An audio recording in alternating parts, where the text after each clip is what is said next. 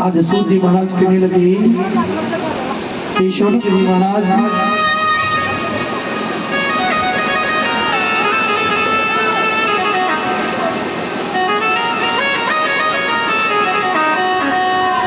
जो लोग गुरु का अपमान करते हैं ना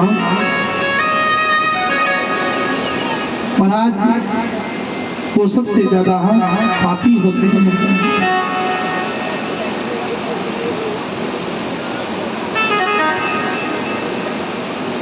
महाराज, आपने नल राजा का नाम सुना होगा।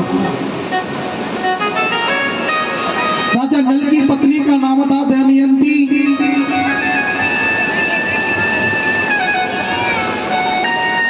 महाराज बहुत साध्वी और भगवान को मानने वाली थी। एक बार की बात थी, राजा अपने मित्रों के साथ अपनी सेना को लेकर के जंगल में शिकार खेलने के लिए जाता है। उसी वन में एक कमठ नाम का राक्षस उस राजा का वध कर देता है।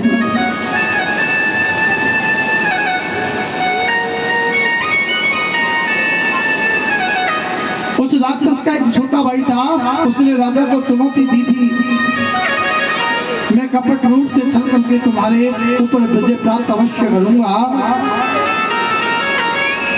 कुछ समय पश्चात राक्षस अपना रूप बदल करके राजा के दरबार में गया और राजा ने उसे भोजनालय का अध्यक्ष बना दिया। राजा के पिता के श्राद्ध का शुभ दिन था। महाराज, आज राजा ने सभी ब्राह्मणों को, संतों को निमंत्रण भेजा। राजा ने अपने गुरु वशिष्ठ को भी भोजन के लिए आमंत्रित किया। वशिष्ठ जी महाराज राजा के घर पर भोजन के लिए पहुंचे ना, नल राजा के घर भोजन के लिए पहुंचे तो कपट रूपधारी उस राक्षस ने वशिष्ठ मुनि के सामने महाराज मांस से मिश्रित भोजन को परोसा। गुरु वशिष्ठ भोजन को देखते हुए क्रोधित हो गए। हे राजन, तुमको धिक्कार है, तो ब्राह्मणों को मांस का भोजन करा रहा है। अरे तूने मुझे खाने के लिए मांस दिया है, जाओ मैं तुम्हें श्राप देता हूँ, तुम अगले जन्म में राक्षस हो जाओ।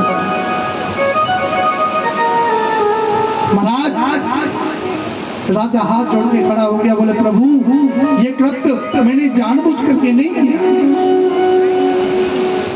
तुरंत राक्षस को वो राक्षस हंसने लगा जो मनुष्य के रूप में महाराज भोजनशाला था ना, उसका अध्यक्ष बना हुआ था। वशिष्ठ मुनि ने बिना विचार करे उसको श्राप दे दिया। लेकिन जैसे ही पता लगाना महाराज, उस श्राप की अवधि 12 वर्ष पर्यंत बता दी। अब तो राजा गुरु के बिना सोचे समझे दिए हुए श्राप को अनुचित जानकर के क्रोध में व्याकुल होकर जल लेकर उल्टे गुरु को ही श्राप देने को तैयार हो गए। जब दमयंती ने ये बात देखी ना, अपने पति से कहने लगी, आप गुरु को श्राप मत दो। लेकिन राजा तो क्रोध से भरा हुआ था। आज पत्नी व्रता पत्नी ने अपने पति के चरण पकड़ लिए, चरणों में गिर गई, बोले पतिदेव आप गुरु को श्राप मत दो। राजा ने अपनी पत्नी की बात को मानकर श्राप नहीं दिया और वह अंजलि का जल अपने चरणों पर ही गिरा दिया, जिसके उसके चरण काले हो गए। तभी से उस जल के प्रभाव से वे राजा इस लोक में कल्प सात पाद नामक के नाम से विख्यात, कलमास पाद के नाम से विख्यात हो गए। राजा मित्र सहे सापाद गुरु ऋषि वरस्ये बभूवो राक्षसो घोरो हिंसको वन गोचरा। सूची कहने लगी अपने गुरु के श्राप से महाराज वो राजा राक्षस बन गया। अब तो वन में विचरण करने लगा, जो भी जीव मिलता, जो भी जानवर मिलता ना, आज महाराज उसको खा करके वो अपने उदर की पूर्ति करता है।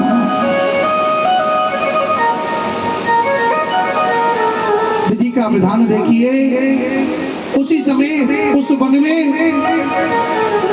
विहार करते हुए एक किशोर मुनि नव दंपत्ति उस जंगल में महाराज प्रेम करने के लिए आए ना, और जैसे ही उस नव दंपत्ति को राक्षस बने हुए नल राजा ने देखा, अब तो श्राप के कारण वह उस मुनि पुत्र को भक्षण करने के लिए पकड़ कर ले आया। उस किशोर मुनि की पत्नी भयभीत हो रुदन करती हुई राक्षस से बोली, हे राक्षस, आप मेरे पति को छोड़ दो। बार बार प्रार्थना करने लगी, पर वह निर्दयी दुष्ट राक्षस आज उसकी बातों को नहीं सुनता है। आज उस राक्षस ने उस मुनि बालक का सर नोचा और नोच करके उसको खाने लगा। महाराज जैसे पत्नी ने देखा ना, अत्यंत दुखी हो गई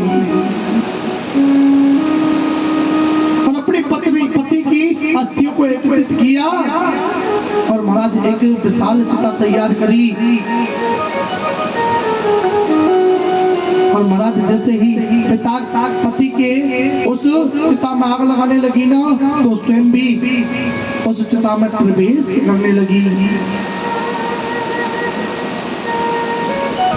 आज पति के साथ उस चिता में प्रवेश जैसे ब्राह्मण पत्नी ने किया ना,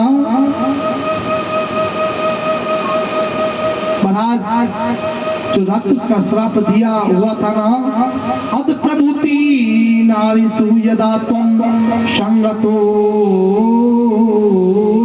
भवे। अगर यदि तुम किसी स्त्री से समागम करोगे तो तुम्हारी तत्काल मृत्यु हो जाएगी। ऐसा बोल करके वो सती अपनी पति के साथ अपने शरीर को त्याग देती है। जब उस राक्षस ने महाराज उस मुनि पत्नी को पति को खाया ना, पत्नी के पति को, एक मुनि का बालक उस जंगल में घूमने के लिए आया तो उसको खा लिया। पत्नी को बड़ा दुख हुआ। पत्नी ने तुरंत चिता बनाई और उस राक्षस को श्राप दे दिया कि तुम किसी स्त्री के साथ में समागम करोगे, प्रेम करोगे ना, तो तुम्हारी तत्काल मृत्यु हो जाएगी। ऐसा कहकर के वो अपने पति के साथ में अग्नि में जल करके भस्म हो गए। और जैसे ही महाराज 12 वर्ष पूर्ण होने लगे, गुरु के श्राप को भोगने के पश्चात अपने मूल रूप में आकर के प्रसन्न होकर के वो नल राजा अपने घर को आ गया। लेकिन उस ब्राह्मण पत्नी का श्राप जब मैदंती को पता लगा ना, मैदंती ने कहा मेरे पति आए हैं, क्यों ना मैं अपने पति के साथ में प्रेम संबंध बनाऊं। तो राजा ने रोक दिया कि मुझे एक ब्राह्मण पत्नी का श्राप लगाए, अगर मैं किसी स्त्री के साथ में संबंध बनाऊंगा ना तो मेरी मृत्यु हो जाएगी। राजा को बहुत गिलानी हुई। अब तो मैं भोगों से विरक्त होकर के राजपाट छोड़ करके वन को जाने लगा और उसके पीछे पीछे महाराज भयानक आकार वाली ब्रह्महत्या उसके पीछे पीछे आने लगी।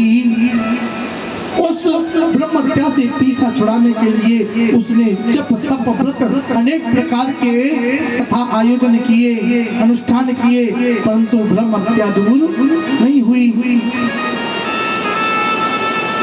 अब तो राजा दुखित होकर मिथिलापुरी की ओर चला गया और वहां एक उद्यान में जाकर के पहुंचा। तभी वहां गौतम मुनि आ रहे थे। जैसे गौतम मुनि आए ना, गौतम मुनि को आता हुआ देखा, राजा ने महर्षि के पास जाकर के उनके दर्शन किए तो कुछ शांति मिली, क्योंकि मैंने आपको बताया था संत ब्राह्मण के अगर दर्शन हो जाए ना तो महाराज मनुष्य के अनंत जन्मों के पाप नष्ट हो जाते हैं। कि संत समागम हरि कथा और तुलसी दुर्लभ दोय, सुतदारा और लक्ष्मी पापी के भी हो। आज जैसे संत के दर्शन हुए, कुछ शांति मिली। राजा ने मुनि को प्रणाम किया। जैसे गौतम ऋषि ने राजा नल को देखा ना, पूछने लगे कैसे हो। आज कहने लगे मुने माम बांधते हो सा ब्रह्म हत्या दुरातया। हे मुनिवर, मैं आपको क्या बताऊं, मैं जैसे ही आगे बढ़ता हूं ना, मेरे पग पग मेरा पीछा ब्रह्म हत्या करती है। इस ब्रह्म हत्या से मुझे बचाओ, मुझे बहुत दुख देती है ये ब्रह्म हत्या। श्रापग्रस्त होने के कारण मैं राक्षस बन गया और मैंने एक ब्राह्मण के पुत्र का वक्षण कर लिया। उसकी पत्नी ने अपने पति के साथ में अपने प्राणों को त्याग दिया और मुझे श्राप दिया, जा तू किसी भी स्त्री के साथ में अगर संभोग करेगा ना तो तू वहीं के वहीं मर जाएगा, तत्काल तेरी मृत्यु हो जाएगी। मैंने उस पाप की शांति के लिए जगह जगह जाकर के अनुष्ठान किया, जप किया, तप किया, कथा करवाई, भजन करवाया, लेकिन कहीं भी मुझे मुक्ति नहीं मिल पाई। आज मुझे एहसास हो रहा है प्रभु आप मेरे इस संकटों को दूर कर देंगे। महाराज गीता जी में भगवान कहते हैं कि मुझे संत और ब्राह्मण प्यारे हैं। जो संत और ब्राह्मण को मारता है ना, वो सबसे बड़ा मेरा शत्रु होता है। ब्रह्म हत्या से बढ़कर के कोई अपराध नहीं होता, कोई हत्या नहीं होती। इसी गौतम बोले राजन, हे मुनिवर, ब्रह्म हत्या को दूर करने के अनेक उपाय हैं।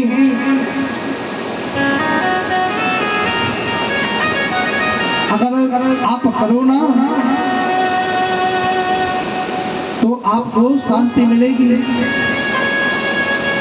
राजा कहने लगे मैंने ब्रह्म हत्या के लिए पता नहीं कितने उपाय किए, लेकिन आपके मुझे जैसे ही दर्शन हुए ना तब मुझे जाकर के कुछ शांति मिली। अब आप ही कोई मुझे ऐसा उपाय बताओ जिससे मैं आनंद के साथ रह सकूं। राजा के इस प्रकार की प्रार्थना को सुनकर के गौतम मुनि को दया आ गई और महाराज तुलसी बाबा रामचरितमानस में चौपाई लिखते हैं, संत हृदय नव नीत समाना, संत हृदय नव नीत समाना, कभी कहे न जाना।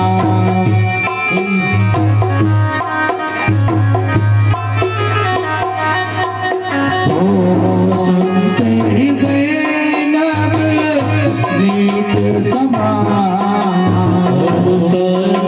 हृदय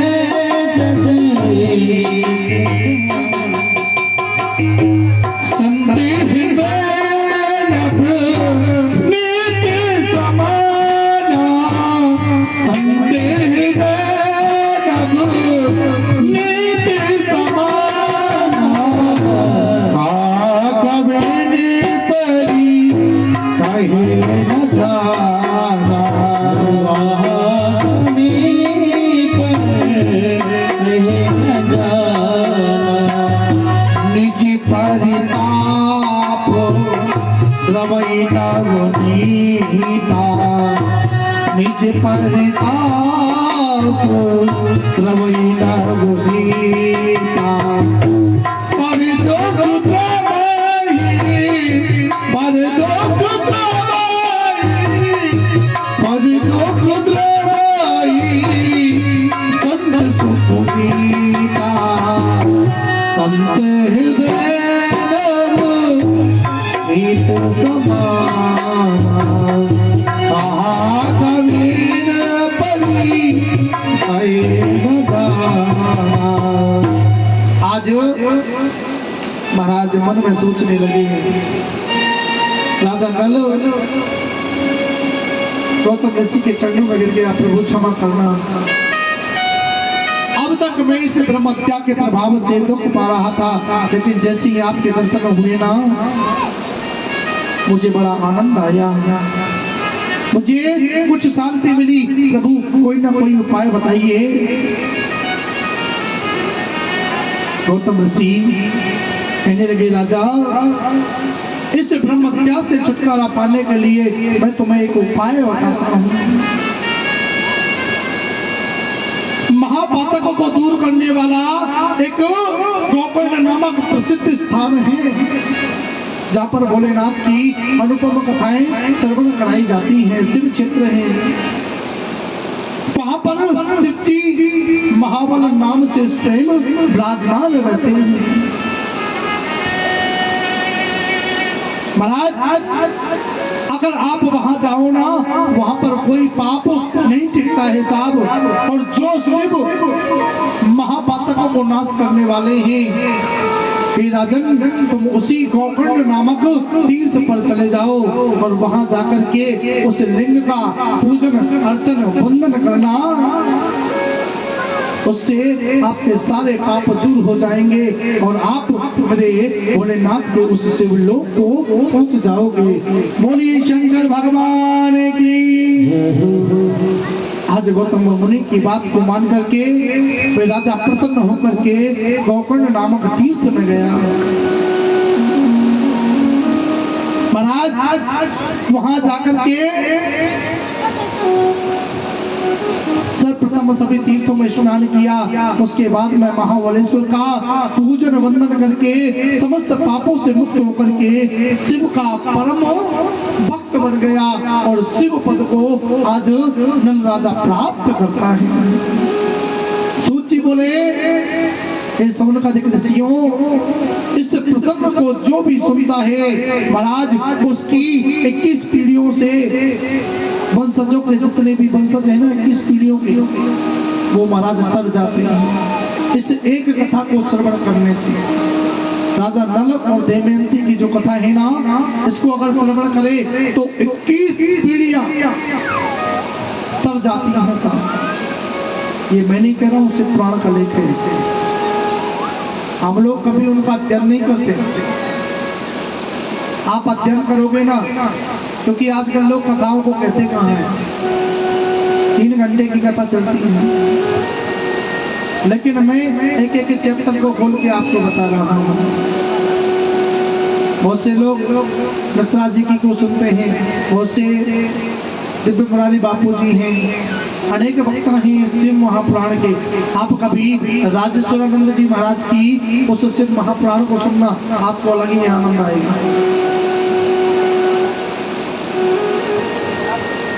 महाराज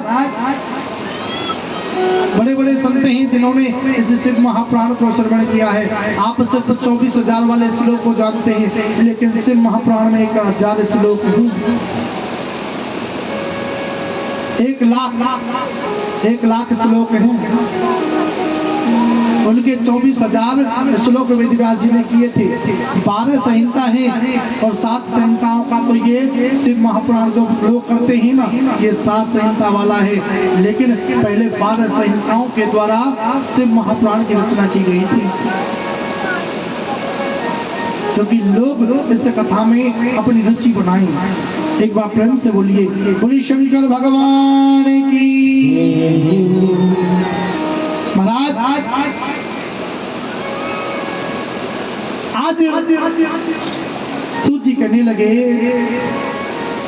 उत्तरास्याम दिशायाचे सिमलिंगानि च। हे ब्राह्मणों, हे शौनकादिक ऋषियों, अब मैं तुम्हें दूसरे लिंग के बारे में बताता हूँ।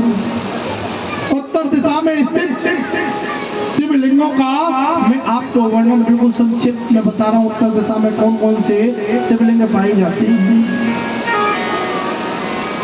उत्तर में नेपाल में एक शिवलिंग स्थित है साहब, जिसका नाम है चंद्रभागा।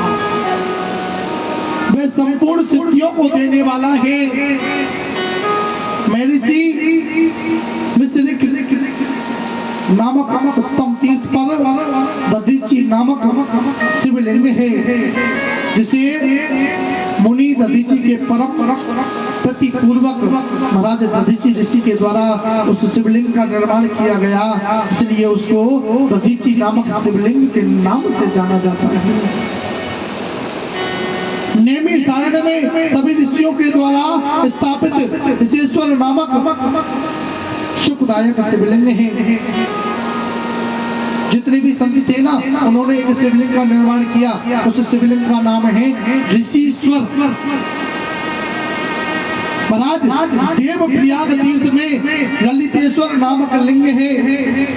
अगर उस लिंग के दर्शन किए जाए ना, तो महाराज हमने या हमारे परिवार में जितने भी पाप किए हैं ना, वो सारे पाप उस ललितेश्वर नामक शिवलिंग के दर्शन करने से दूर हो जाते हैं। महाराज भारत की मुख्य भूमि जो भूमि है ना, भारत की भूमि प्रसिद्ध नेपाल में महाराज पुरी में एक दिव्य शिवलिंग है जो पशुपति नाथ के नाम से जाना जाता है, जिसे पशुपतीश्वर के नाम से हम लोग जानते हैं, जो सभी कामना को पूर्ण करता है। पशुपतिनाथ का मंदिर कहाँ पे? नेपाल में। ये भी भोलेनाथ का ही रूप है। महाराज एक शिवलिंग ऋषियों के श्राप से पृथ्वी पर गिरते हुए महाराज माता पार्वती ने धारण किया था। वह लिंग पार्वती तथा भगवान शिव का विग्रह रूप हाटकेश्वर नाम से जगत में प्रसिद्ध है। जब भगवान भोलेनाथ का लिंग गौतम ऋषि ने विदीर्ण कर दिया था ना, तो पूरे ब्रह्मांड में वो लिंग घूम करके आया, लेकिन किसी की हिम्मत नहीं हुई उस लिंग की गर्मी को सहन कर सके। तो माता सती ने अपनी योनि को विस्तार किया और महाराज वो लिंग आकर के उस योनि में प्रवेश कर गया। और महाराज इसी लिंग का नाम हाटकेश्वर के नाम से लोग उस शिवलिंग को जानते हैं। बोलिए हाटकेश्वर भगवान की। महाराज शौनकादिक ऋषि पूछने लगे, प्रभु आपने अंधकेश्वर महादेव की महिमा का वर्णन तो किया ही नहीं। एक अंधकेश्वर नामक शिवलिंग भी है जो भगवान शिव का ही रूप है। महाराज हर्षित होकर के कहने लगे, हे ऋषियों, पूर्व समय में देव शत्रु अंधक नामक दैत्य समुद्र के अंदर रह करके संपूर्ण लोक के जीत लिया था। एक अंधक नामक दैत्य था, उसने पूरी पृथ्वी को परेशान कर रखा था और महाराज वो समुद्र में जाकर के छिप जाता था। अंधकासुर के इस कार्य से सभी देवता दुखी थे। आज सारे देवता भगवान भोलेनाथ के पास गए और भोलेनाथ की जाकर के स्तुति करने लगे कि शिव समान दाता नहीं और विपत्ति के तारणहार,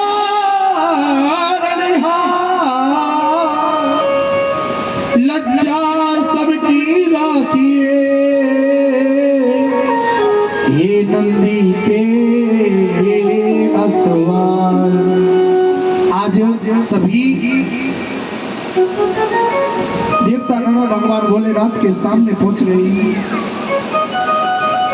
आज देवताओं के दुखों को जैसे भोलेनाथ ने देखा, महाराज आज उस दुष्ट का संहार करने के लिए भोलेनाथ देवताओं से कहने लगे, हे देवताओं, तुम लोगों को जो अंधक नाम के दैत्य ने दुख दिया है, मैं उसका वध अवश्य करूंगा,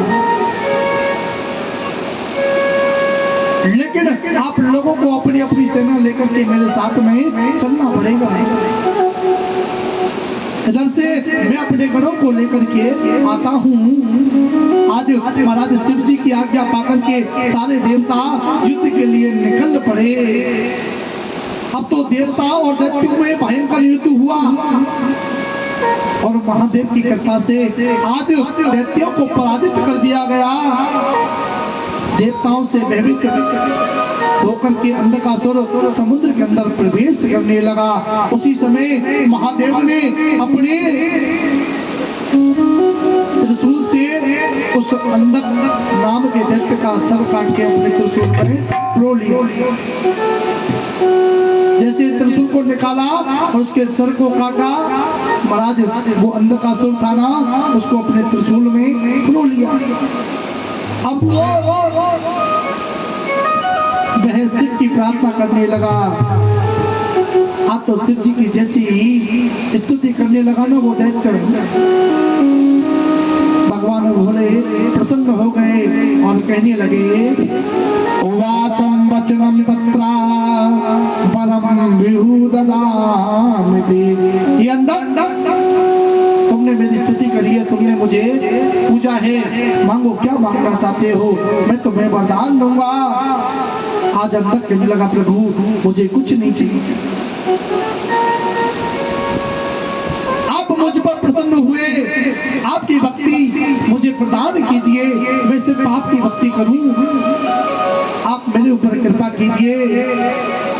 उस दैत्य के इस प्रकार कहने पर महादेव ने उस दैत्य को उसी गड्ढे में फेंक करके लोकहित कामना के कारण महाराज एक शिवलिंग के रूप में आज मेरे भोलेनाथ उसी दैत्य के ऊपर प्रकट हो जाते हैं और उस जगह का नाम पड़ गया अंधकासुर शिवलिंग। महाराज आज मेरे गोविंद भोलेनाथ उस अंधकासुर पर कृपा करते हैं। जो व्यक्ति अंधकेश्वर महादेव के दर्शन करता है ना, उसकी 6 महीने में, आज ही ध्यान दीजिएगा, अगर किसी की कोई इच्छा है ना और कहते हैं हमारी इच्छा पूरी नहीं होती, अगर वो अंधकेश्वर महादेव का दर्शन करे और पूजा करके आए तो महाराज ये शिव पुराण का लेख है, 6 महीने में उसकी हर मनोकामना पूरी हो जाती है। वो भी बताएंगे। बोलिए शंकर भगवान की। महाराज ये सभी 12 ज्योतिर्लिंगों के ही उपलिंग हैं।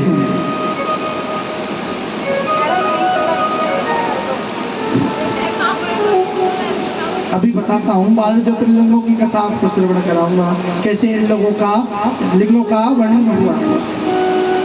सूत जी महाराज कहने लगे, प्रभु आपने हमें इन ज्योतिर्लिंगों के बारे में बताया, लेकिन 12 ज्योतिर्लिंगों का कैसे स्थापना हुई, क्या कारण था? आज मेरे भोलेनाथ की कृपा से सूत जी महाराज कहने लगे, हे सोनकादिक ऋषियों, अब मैं उन 12 ज्योतिर्लिंगों के महत्व के बाद में उनकी उत्पत्ति के बारे में आपको बताता हूँ कि 12 ज्योतिर्लिंग कैसे उत्पन्न हुए और कहाँ पर ये पाए जाते हैं। सबसे पहला ज्योतिर्लिंग होता है सोमेश्वर ज्योतिर्लिंग। ये सोमनाथ नामक ज्योतिर्लिंग के नाम से प्रसिद्ध है साहब, और ये सौराष्ट्र के एक मंदिर में स्थापित है। ये मंदिर गुजरात प्रांत के काठियावाड़ क्षेत्र में समुद्र के किनारे स्थित है। पहले ये क्षेत्र प्रवास क्षेत्र के नाम से जाना जाता था। यही भगवान श्री कृष्ण ने जरा नामक व्याध के बाण को निर्मित बनाकर अपनी लीला का प्रसारण किया था।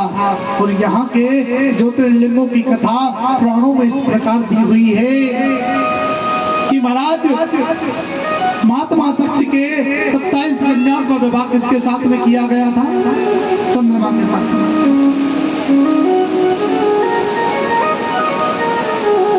जो 27 नक्षत्रों के नाम से जानी जाती हैं। जो नक्षत्र आते हैं ना साहब, तुक, हस्तलेखा, रोहिणी, कृतिका, मूल, ये 27 नक्षत्र हैं। ये महाराज दक्ष की पुत्रियां हैं। महाराज सारी कन्याएं चंद्रमा को अपने पति के रूप में पाकर के अत्यंत शोभित हो गई। चंद्रमा भी सुंदर कन्या को पाकर के हर्षित हो गई। चंद्रमा की 27 पत्नियों में रोहिणी उनसे अत्यंत प्रिय थी। एक रोहिणी नाम की जो पत्नी थी ना, वो चंद्रमा को सबसे ज्यादा प्रिय थी और उससे ही चंद्रमा ज्यादा स्नेह किया करते थे। इसलिए उसके साथ में अधिक समय व्यतीत करते थे। यह देख करके अन्य दक्ष कन्याओं दुखी होने लगी और अपने पिता दक्ष के पास जाकर के शिकायत करने पहुंची।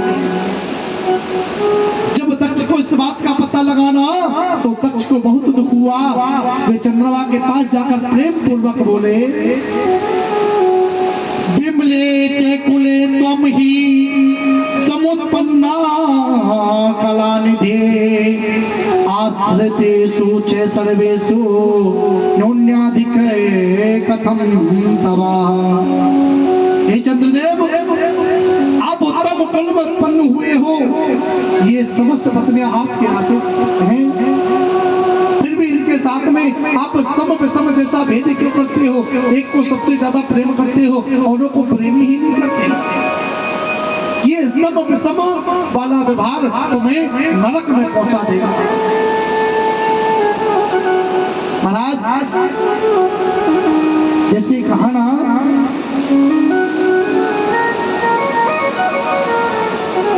हे चंद्रमा, आप सबको समान रूप से प्रेम करना प्रारंभ कर दो, अन्यथा तुम्हें नरक में जाना पड़ेगा। आज जैसे ही दक्ष ने चंद्रमा को समझाया ना, चंद्रमा दक्ष के सामने हाँ कर लेता है।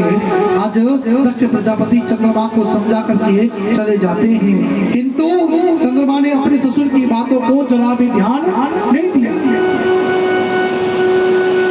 महाराज शिव माया से विमोहित चंद्रमा अपनी पत्नी रोहिणी को बहुत प्रेम करने लगे और अन्य पत्नियों का अनादर करने लगे। कुछ समय बाद दक्ष पुणे आकर के बोले, हे चंद्रदेव, मैंने आपको समझाया लेकिन आप नहीं माने, आपने मेरी एक भी नहीं सुनी। अब मैं तुम्हें श्राप देता हूं, तुम 6 रोग ग्रसित हो जाओ।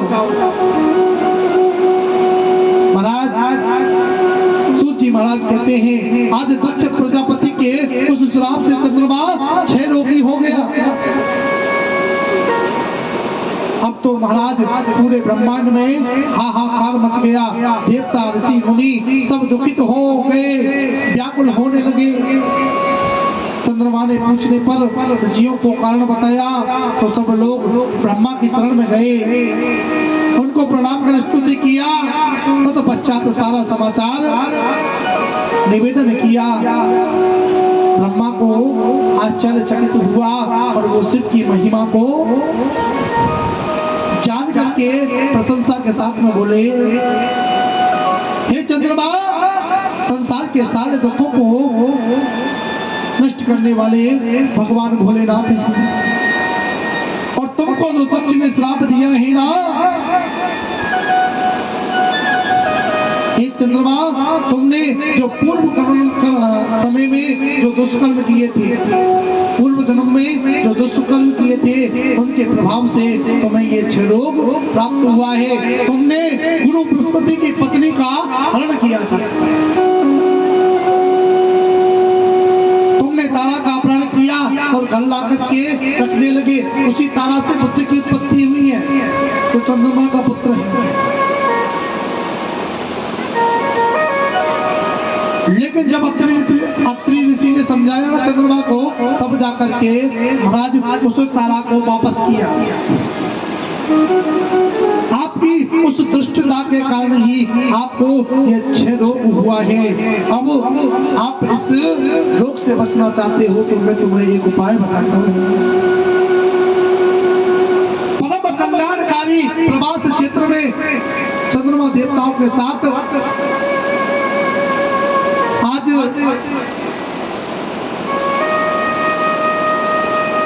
अत्रि मुनि से महाराज पूछने लगे। आज संत ने कहा कि आप महामृत्युंजय को विधि पूर्वक शिव आराधना करें, महामृत्युंजय मंत्र का जाप करें।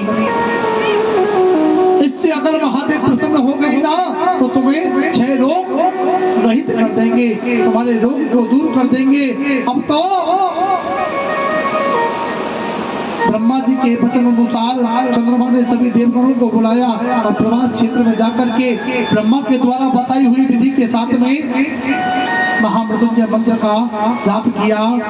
और महाराज उसी समय जब भगवान शिव की आराधना की ना, महाराज सभी देवता चंद्रमा को छोड़कर के अपने अपने धाम को चले गए, लेकिन मन में एकाग्रचित होकर के चंद्रदेव ने 6 मास तक 10 करोड़ महामंत्रों का जाप किया और इससे भगवान शिव प्रसन्न हो गए। और चंद्रमा से बोले, मांगो क्या मांगना चाहते हो? बोले, प्रभु मुझे कुछ नहीं चाहिए, मुझे आप मुझ पर प्रसन्न होइए और मेरे इस रोग को दूर कर दीजिए। चंद्रमा के वचन सुनकर के शिव जी बोले, पक्ष चेताम चंद्र कलाते च दिमे दिमे पुण्यश्च वर्धता पक्षे सा कला च निरंतरम। ये चंद्र एक पक्ष में तुम्हारी एक एक कला क्रमशः नित्य क्षीण होगी, परंतु दूसरे पक्ष में तुम्हारी कला प्रतिदिन बढ़ती चली जाएगी। चंद्रमा के इस प्रकार को वरदान देकर के भोलेनाथ वहां से अंतर ध्यान हो गए। सारे ऋषि मुनि आदित्य होकर के चंद्रमा को खूब आशीर्वाद दिया। आज सबने हाथ जोड़ करके महादेव का वंदन किया। हे महादेव, आपको नमस्कार है, आप पार्वती के साथ में यहीं पर निवास करें। आज सभी की गुजारिश पर मेरे भोलेनाथ माता पार्वती के साथ में महाराज सोमेश्वर के नाम से वही शिवलिंग के रूप में प्रकट हो गए। बोले सोमेश्वर महाराज की। आज सोमेश्वर महादेव के नाम से उस शिवलिंग को पूजा जाने लगा। बोले शंकर भगवान की जय।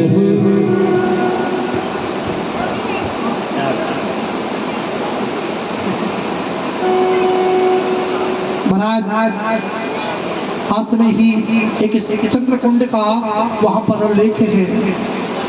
चंद्रकुंड में जो भी कोई व्यक्ति स्नान करता है ना, महाराज उसके सारे कष्ट दूर हो जाते हैं।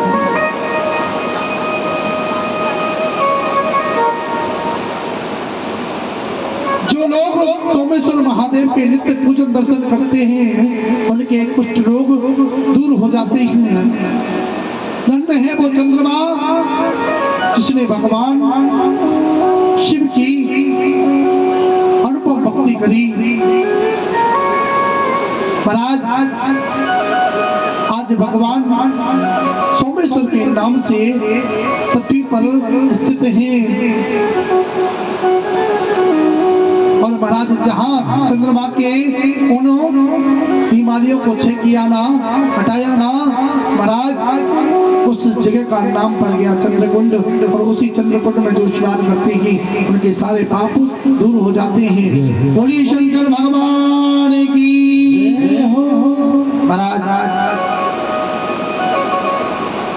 आज की कथा को, ज्योतिर्लिंगों की जो कथा है ना, कल आपको मल्लिकार्जुन ज्योतिर्लिंग की उत्पत्ति का वर्णन आपको श्रवण कराया जाएगा। पर आज महाकाल की, कल कैसे महाकाल ज्योतिर्लिंग का उत्पन्न हुए, प्रकट हुए, कल उसकी कथा आपको सुनाई जाएगी। 12 ज्योतिर्लिंगों की कथा आपको कल श्रवण कराई जाएगी। आज संध्या काल के समय आपको महाराज के दर्शन कराए जाएंगे। भोलेनाथ स्वयं गोपेश्वर बनकर के आए, गोपी का रूप धारण करके आए। आइए उस पावन प्रसंग के दर्शन करते हुए उस पावन झांकी का दर्शन करेंगे। जब भगवान श्री कृष्ण बांसुरी को बजा रहे थे ना, तो कामदेव आ गया। कामदेव ने आकर के कन्हैया से कहा, आप मेरे साथ में युद्ध करो। कन्हैया के बोले को, भैया तू तो तेरी सेना के संग में आयो है, और मैं तो अकेला हूं। आज तो मैं तुझसे युद्ध नहीं कर सकता, लेकिन जब शरद की पूर्णिमा आएगी ना, उस दिन मैं महाराज का आयोजन करूंगा। तुम अपनी सेना के साथ में आ जाना और मैं आपसे युद्ध करूंगा। अब तो जितने भी ब्रज क्षेत्र था ना, सब में जितनी भी स्त्रियां थी ना, सबको आज कन्हैया जी महाराज के लिए बुला लेते हैं। और जैसे महाराज की बात आई ना, भोलेनाथ तो भांग पी के मस्त रही, पार्वती मैया श्रृंगार कर रही। अब पार्वती श्रृंगार कर रही भोलेनाथ की, जैसे ध्यान भंग हो ना, महाराज भोलेनाथ ने देखो पार्वती कहाँ जा रही है। बोले मैं जा रही हूँ महाराज में। अच्छे बोले हाँ। भोलेनाथ के बोला को महाराज कहाँ है रोए? बोले वहाँ है रोए। भगवान श्री कृष्ण कर रहे हैं ब्रज में, जितने भी ब्रज की गोपिका है ना, सबको निमंत्रण दिया है। अच्छा बोले हाँ। भोलेनाथ के बोले कि तो कोई भी महाराज में चल, मैं भी चल वो चाहूं।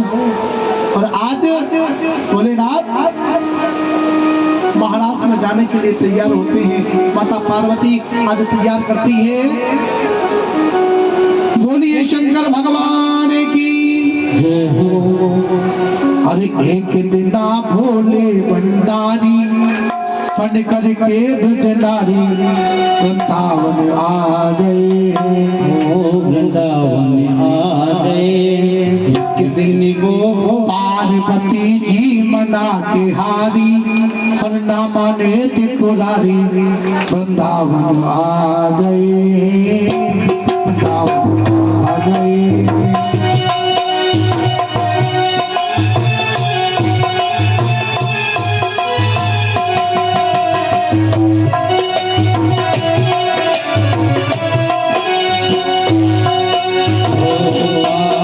पार्वती से बोले मैं भी चलूंगा तेरे साथ में, तेरे साथ में।